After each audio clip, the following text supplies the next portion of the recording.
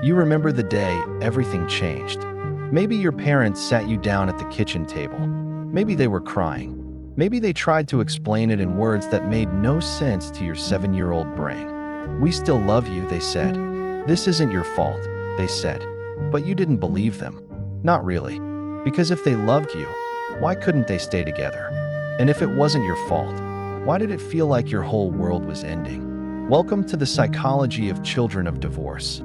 The ones who learn too young that love doesn't always last. That families can break. That home can become two places instead of one. Today, we're going inside that experience. What it does to a child's mind, their heart, their sense of safety in the world. And if you grew up between two homes, if you know what it feels like to pack a bag every weekend, this might finally help you understand why you are the way you are. Because those scars, they're real, and they have a name. Let's start with something most people don't talk about. Children almost always blame themselves. It doesn't matter what your parents told you. It doesn't matter how many times they said it wasn't your fault. In a child's mind, everything revolves around them. Psychologists call this egocentrism. It's a normal part of development, but it becomes tragic when divorce happens. Because if everything revolves around you, then your parents' divorce must be about you too. Maybe if you'd been better, quieter, smarter, less trouble. Maybe if you'd gotten better grades, cleaned your room without being asked, not fought with your siblings, maybe they would have stayed together. This is the secret burden so many children of divorce carry. The belief, deep down, that they caused it somehow. And nobody can talk them out of it. Because logic doesn't work on a child's heart. Here's what divorce does to a child's sense of security.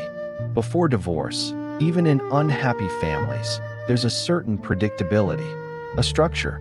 Mom and dad might fight, but they're both there. The family unit exists. Then divorce happens, and that structure shatters. Suddenly, everything is uncertain. Where will you live? Who will you live with? When will you see the other parent? Will you have to change schools? Leave your friends? Move to a new house? These aren't small questions for a child. These are existential threats to their entire world. And here's what researchers have found. It's often not the divorce itself that damages children most. It's the uncertainty, the instability, the constant change. Studies show that most children whose parents divorce are resilient and exhibit no obvious psychological problems. But even resilient children carry invisible wounds. They report painful feelings at major life events, worrying about graduations or weddings when both parents will be present. That anxiety never fully goes away. It just gets better at hiding. Let me tell you about the divided loyalty trap. This is one of the cruelest aspects of divorce for children. Being caught between two people you love who no longer love each other. Your mom says something negative about your dad. What do? Defend him and upset her? Stay silent and feel like a traitor? Your dad wants you to spend Christmas with him, but you promised Mom. Who do you disappoint? They ask you where you want to live.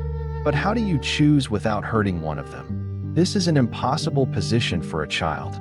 And yet, it's where so many children of divorce find themselves. You become a messenger, a mediator, a diplomat between warring nations. And you're just a kid. You shouldn't have to carry this weight. Research shows that ongoing conflict between divorced parents has especially detrimental effects on children. Children are particularly at risk when they have frequent and continuing access to both parents who are hostile and uncooperative with each other. The divorce itself is hard, but watching your parents hate each other, that's devastating. Here's what happens to attachment in children of divorce. Attachment theory tells us that children need consistent, reliable caregivers to develop secure attachment, to learn that the world is safe, that people can be trusted. But divorce disrupts attachment. Dramatically, one parent leaves the home. Suddenly, they're not there every day, not there for breakfast, not there to tuck you in. And even though they still love you, even though they visit, it doesn't feel the same. Your child brain interprets this as abandonment, as rejection, and it teaches you a dangerous lesson. People you love can leave anytime, without warning. This creates what psychologists call insecure attachment. and it follows you into adulthood. Research consensus shows that significant numbers of children suffer for many years from psychological and social difficulties. They experience heightened anxiety and forming enduring attachments at later developmental stages, including young adulthood. You might become anxiously attached, clingy, desperate for reassurance, terrified of abandonment. Every relationship feels temporary. Every fight feels like the end. Every silence feels like withdrawal. Or you might become avoidantly attached, keeping people at arm's length, never getting too close, never risking that kind of pain again. Either way, divorce teaches you that love is fragile, that commitment is conditional, that family is temporary, and unlearning those lessons takes years of work. Let's talk about the practical realities that nobody prepares you for. Packing a bag every week, every other weekend, however your custody arrangement works. Having two of everything, 2 toothbrushes, 2 sets of clothes, 2 bedrooms that neither quite feels like home. Forgetting things at the other parent's house. Your favorite shirt, your homework, the book you were reading. Missing school events because you're at the other parent's house. Missing time with friends because it's your visitation weekend. These might seem like small things, but they add up. They create a sense of rootlessness. Judith Wallerstein's 25-year longitudinal study found that children spoke sadly of their lost childhood, their sadness and anger, and their yearning for someone to take care of them. You never fully belong anywhere. You're always leaving one place to go to another, always missing someone. And holidays? Holidays become negotiations. Christmas morning split in half. Thanksgiving calculated to the hour. Birthdays celebrated twice, but feeling half as special. You learn to manage logistics before you learn to ride a bike. You become a diplomat before you become a teenager. And that loss of innocence? That's another thing you can never get back. Here's something people don't realize about children of divorce. You grieve deeply, not just for your parents' marriage, but for the family you had, the life you knew, the future you imagined. You grieve the empty chair at dinner, the missing parent at your school play, the family photos that will never be taken. You grieve holidays that used to feel whole, birthdays where everyone you loved was in one room, the simple normalcy you see in your friends' families. This is a real loss, a death of sorts, of the family structure you knew. But nobody treats it like a death. Nobody wears black. Nobody brings casseroles. Nobody says, "I'm so sorry for your loss." Instead, people say kids are resilient and you'll adjust and at least the fighting will stop. But resilience doesn't mean not hurting. It means surviving the hurt. And you're allowed to grieve. You're allowed to be sad that your family broke. You're allowed to miss what you lost. That grief is valid, even decades later. Studies show that children whose parents divorce are more likely to develop anxiety, depression, or other mental disorders. Middle school-aged children often believe that their parents' divorce is somehow their fault and experience extreme guilt. Let me tell you what this does to your future relationships. You learn patterns from your parents' marriage, both what they did right and what they did wrong. But divorce adds another layer. It teaches you that love ends, that commitment can be broken, that promises don't always last. And you carry those lessons into your own relationships. Maybe you're terrified of commitment because you've seen firsthand how it can fall apart. Maybe you're hyper-vigilant for signs of trouble, analyzing every argument, every silence, every change in tone. Is this the beginning of the end? Is this how it starts? Maybe you're afraid to trust, to fully open up, to believe someone when they say forever. Because your parents said forever, and forever lasted maybe 10 years, maybe 15, maybe 20, but not actually forever. Statistical studies indicate that children of divorce are more likely to divorce themselves. They go into marriage knowing they could leave and are cautious about trusting others because they know they could leave. Or maybe you're the opposite.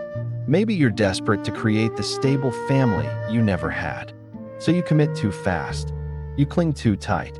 You try to force permanence where it isn't ready to grow. Either way, divorce shaped your relationship blueprint, and recognizing that is the first step to changing it. Here's what happens when parents use children as weapons. Some divorced parents, not all, but some, make their children carry messages, deliver complaints, take sides, tell your father he owes me money. Your mother is being unreasonable. If you really loved me, you want to live with me. This is called parental alienation. And it's one of the most damaging things divorcing parents can do, because it forces children to betray one parent to be loyal to the other. And children shouldn't have to make that choice. Research shows that factors mediating negative effects include less effective parenting, interparental conflict, economic struggles, and limited contact with one parent, typically the father. When parents weaponize their children, when they use them as pawns in their own battles, the children pay the price. They develop anxiety, depression, trust issues, relationship problems. They learn that love is conditional, that loyalty requires betrayal, that family is a battlefield. And unlearning those lessons? That takes therapy, years of it. Let's talk about the financial realities nobody mentions. Divorce often means financial hardship. One household income supporting two households rarely works smoothly. Economic struggles are among the factors most strongly related to negative outcomes in children's mental health after divorce. Maybe you had to move to a smaller house, change schools, leave your neighborhood, say goodbye to friends. Maybe you watched your mom work 2 jobs, saw your dad struggle, felt the stress of money everywhere. Maybe Christmas got smaller, vacations stopped happening, new clothes became hand-me-downs, and you felt guilty. Guilty for needing things, guilty for existing, guilty for being part of why money was tight. There's the financial loss, a lost home, a lost neighborhood, lost friends, sometimes a lost extended family. This adds another layer of trauma, another loss, another thing you couldn't control. Here's something important. Not all effects of divorce are negative. In cases where the marriage involves constant conflict, emotional abuse, or other detrimental factors, divorce can provide children with relief from a stressful atmosphere. This change can create a healthier living environment, fostering emotional well-being and allowing children to thrive without constant exposure to discord. If your parents' marriage was toxic, violent, or deeply unhealthy, divorce might have actually saved you. The fighting might have stopped. The tension might have eased. The fear might have lifted. And that's valid too. You're allowed to be relieved. You're allowed to be grateful. You're allowed to feel that divorce was the right choice. Complex feelings are okay. You can be sad your family broke and relieved the toxicity ended. Both can be true. Studies show that some children develop strengths from divorce: independence, concern for parents, ability to discuss feelings, patience, and compassion. Those who saw divorce as psychological separation rather than marriage dissolution and maintained positive views of both parents adjusted better. Some children emerge stronger, more empathetic, more mature, better at navigating difficult situations. But that doesn't erase the pain. Strength born from struggle is still born from struggle. Let me tell you about the long-term effects researchers have found. Divorce has been shown to diminish a child's future competence in all areas of life, including family relationships, education, emotional well-being, and future earning power. Children face increased chance of developing behavioral problems, possible drop in academics, and increased chance of addiction development. But here's the critical part. These are statistical risks, not destinies. You're not doomed because your parents divorced. You're not broken beyond repair. You're not defined by what happened to you as a child. Many children of divorce grow into healthy, happy, successful adults. They form stable relationships. They become good partners and parents. They heal. But healing requires acknowledging the wound, understanding how it shaped you, doing the work to not repeat patterns. And that work? That's brave. That's powerful. That's how you break the cycle. So how do you heal from being a child of divorce? First, you acknowledge the impact. Stop minimizing it. Stop telling yourself it wasn't that bad. If it hurt, it hurt. That's enough. That's valid. Second, you recognize patterns. Notice how divorce shaped your attachment style, your trust issues, your relationship fears. You can't change what you don't see. Awareness is the first step. Third, you challenge the beliefs you internalized. It was my fault. No, it wasn't. Love doesn't last. Sometimes it does. I'm not worth staying for. You absolutely are. Those beliefs made sense to your child brain, but your adult brain knows better. Fourth, you learn what healthy relationships actually look like. Because your parents' marriage and divorce might not have taught you that. You learn communication, boundaries, conflict resolution, commitment that's chosen, not forced. Fifth, you work with a therapist who understands childhood trauma, someone who gets it, who won't minimize your experience, who can help you process the grief you've been carrying. And finally, you're patient with yourself. This healing isn't linear. Some days you'll feel fine. Other days the old wounds will open. That's normal. That's human. That's the process. Here's what I want you to know if you're a child of divorce, whether you're still a child or now an adult. What happened wasn't your fault. Not even a little bit. Not at all. Your parents' marriage ended because of adult problems, adult issues, adult incompatibility.